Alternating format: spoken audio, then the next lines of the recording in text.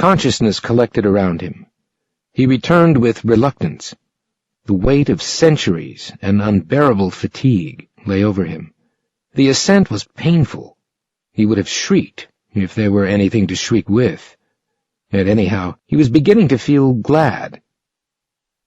8,000 times he had crept back thus with ever-increasing difficulty. Someday he wouldn't make it. Someday the black pool would remain. But not this day. He was still alive. Above the aching pain and reluctance came joyful triumph. "Good morning," a bright voice said. "Isn't it a nice day? I'll pull the curtains, and you can look out." He could see and hear, but he couldn't move. He lay quietly and allowed the various sensations of the room to pour in on him. Carpets, wallpaper, tables, lamps, pictures, desk and vidscreen. Gleaming yellow sunlight streamed through the window.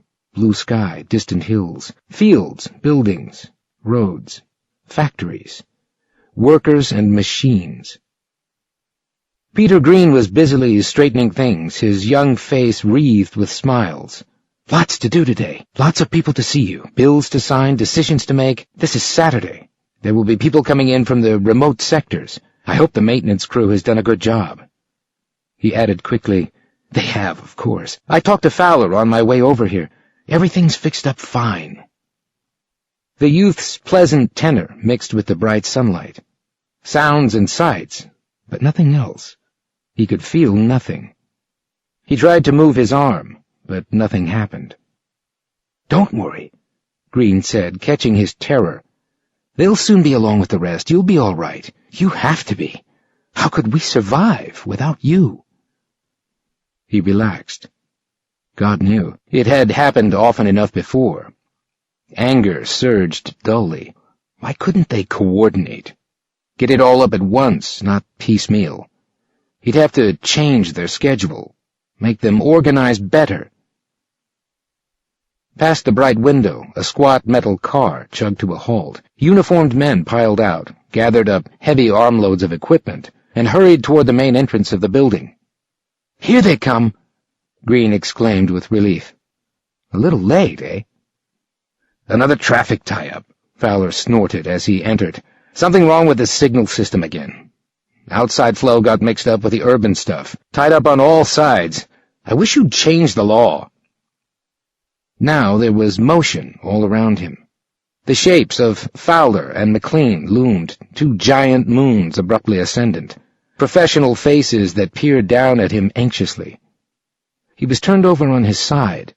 Muffled conferences, urgent whispers, the clank of tools. "Here," Fowler muttered. "Now here. No, that's later. Be careful. Now, run it up through here."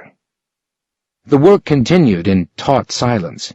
He was aware of their closeness. Dim outlines occasionally cut off his light. He was turned this way and that, thrown around like a sack of meal. "Okay," Fowler said. "Tape it." A long silence. He gazed dully at the wall, at the slightly faded blue and pink wallpaper. Then he was turned back to face upward. 5 shapes groaned and strained over him. At last they straightened up and retreated. Fowler wiped sweat from his face. They were all tense and bleary-eyed. "Go ahead," Fowler rasped. "Throw it." Shock hit him. He gasped. His body arched, then settled slowly down. His body. He could feel. He moved his arms experimentally. He touched his face, his shoulder, the wall. The wall was real and hard. All at once, the world had become 3-dimensional again. Relief showed on Fowler's face. "Thank God." He sagged wearily. "How do you feel?" After a moment, he answered. Fowler sent the rest of the crew out. Green began dusting again, off in the corner. Fowler sat down on the edge of the bed and lit his pipe. "Now listen to me," he said. "I've got bad news.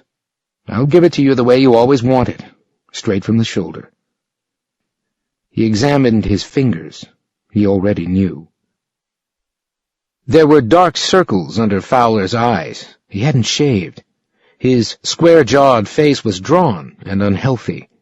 "We were up all night, working on your motor system. We've got it jury-rigged, but it won't hold.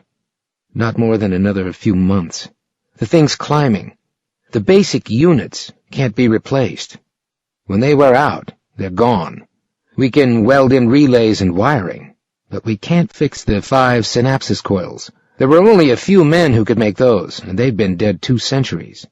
If the coils burn out, what's happening to your legs will happen to your arms and finally all your motor system.